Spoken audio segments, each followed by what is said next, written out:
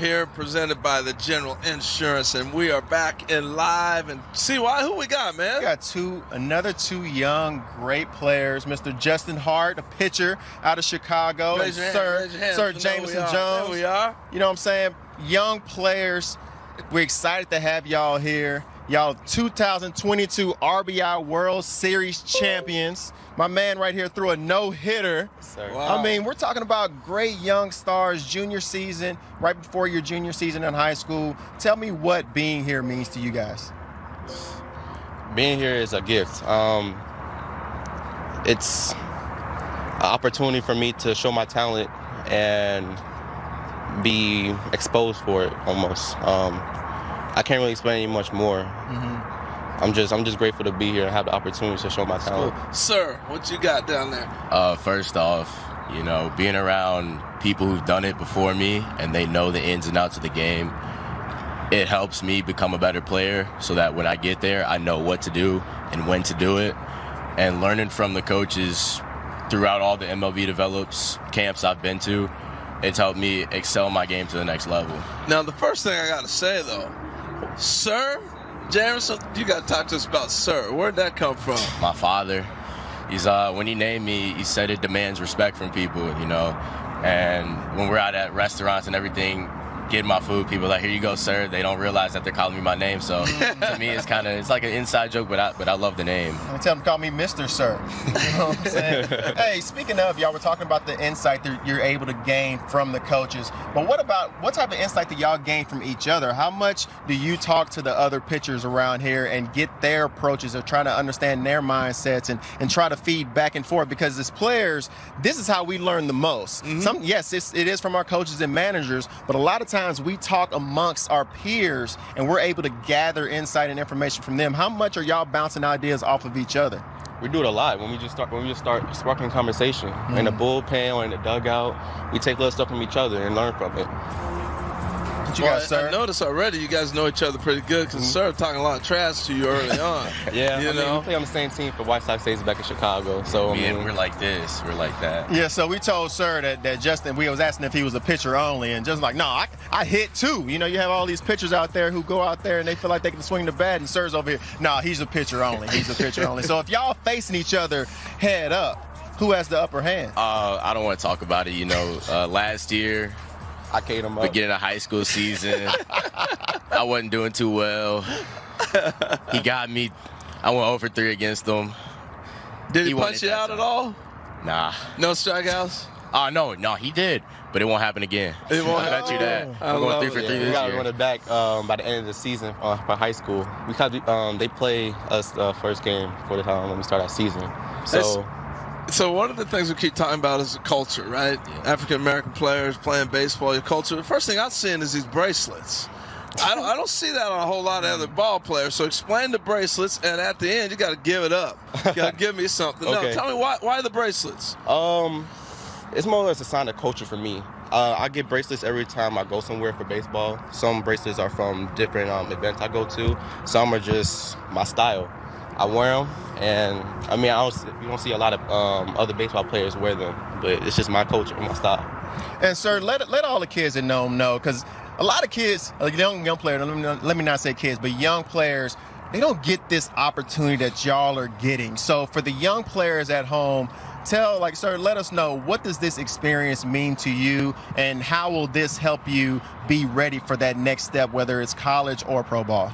You know, mentally it's been raising my mindset to especially experiencing all of this. You know, it's like the minor leagues life, so getting used to it, you'll be able to embrace it when you get there. And for the kids at home, this opportunity is once in a lifetime, and when you do get here, make sure you cherish it, enjoy it, and embrace it, and get as much as you can out of it. Now, you guys are coming through the Major League pipeline. Justyn, we're going to show some video of you throwing a no-hitter in the RBI World Series. Yes. But while we're seeing this, Chicago baseball, talk to us a little bit about the program, what you guys have been able to do there, and all the guys have been developing coming out of there. Shoot. I started ACE when I was 14, 15, just coming in. And they helped me a lot, especially with exposure. Helped me with my school that I committed to.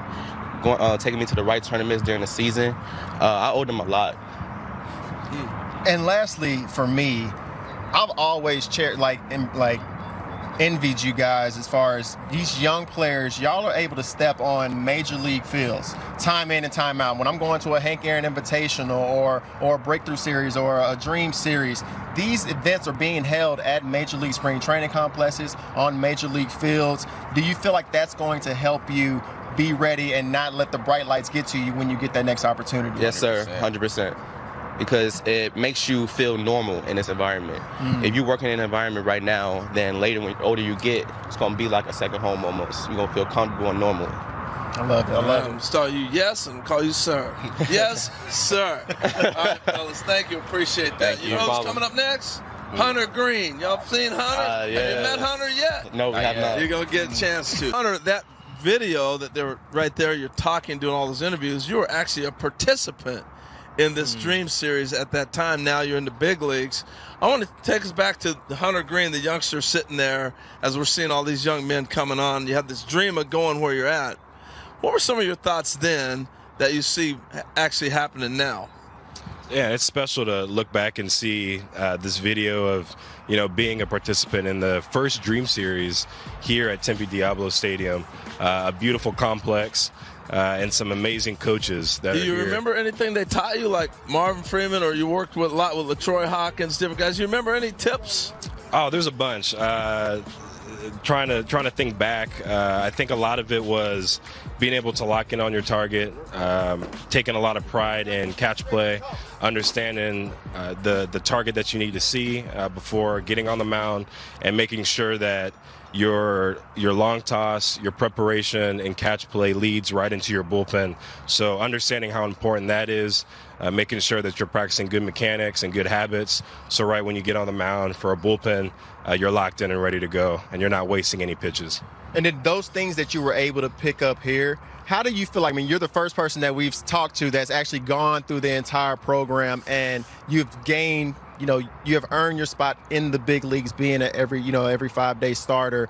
How was this experience here help you prepare for being a big league player? In so many ways, not just on the field, but off the field. And I think what's so important is, I call it being a major league citizen, respecting the game, inspiring everybody that you meet, hopefully in a positive way, but carrying yourself the right way, being a professional, understanding what's expected, taking pride in your job, and continuing to put your best foot forward and be the best that you can be.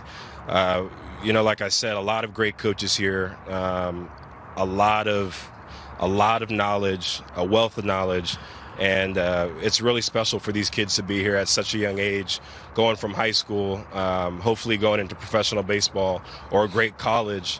They have some really good mentors that are hopefully stay in their life for a long time. When you were here, you were a shortstop and a pitcher, so trying to figure out what you were going to end up doing. And I'm curious, when you're looking back, what were you learning as an infielder and presenting yourself and taking care of yourself? Because you had to do it on both sides of the ball. It was a challenge. I loved hitting. I still love taking ground balls. He still thinks I try to get. They all think they can hit. Yeah. I tried to get Delano to hit me some ground balls last year in the infield, but the team wasn't having it. So, but I still love trying to be athletic, be an athlete. I say that pitchers are some of the best athletes. We were all shortstops at one point. Do you look at Shohei Ohtani and think, man, that could have been me? 100% can be. Yeah, well, because my thing is, like, if I kept hitting, y'all are laughing. I'm serious over here. I'm not. But if I continued to keep hitting, work on that craft of hitting, just like everybody else, I would be great. I really believe that. I saw that in high school. Obviously, I didn't go to college, but being a first rounder as a position player, as a hitter, as a shortstop, just like everybody else that continues to cultivate those skills, they'll be great. So I have no doubt that I He that I got could that hit well. smile going. So I guess with that being said, how was that decision made? Because you do have a lot of players here. I mean, we just talked to Justyn Hart. He's an infielder and a pitcher as well. At what point of your high school career is that decision made on when you get drafted, you're going to be doing this or that? Is that the team telling you what you're going to do? Or is that you making a decision that, hey, I feel like I shine more in this position? Yeah, I think it's different for everybody. For me, I think it was the fast track of being a pitcher, the velocity coming out of high school, the consistency that I had in my mechanics, my accuracy. I wasn't just a thrower. I had, not pinpoint accuracy, but I had command, Yeah. So a lot of kids, they might throw hard, but they struggle with command, with accuracy, and, you have to figure that out. But for me, I felt like I was polished enough for them to make that decision, like, hey, you're going to be a pitcher. We see you adding a lot of value to the team as a pitcher in the big leagues eventually, and I think that was a decision there. We're fighting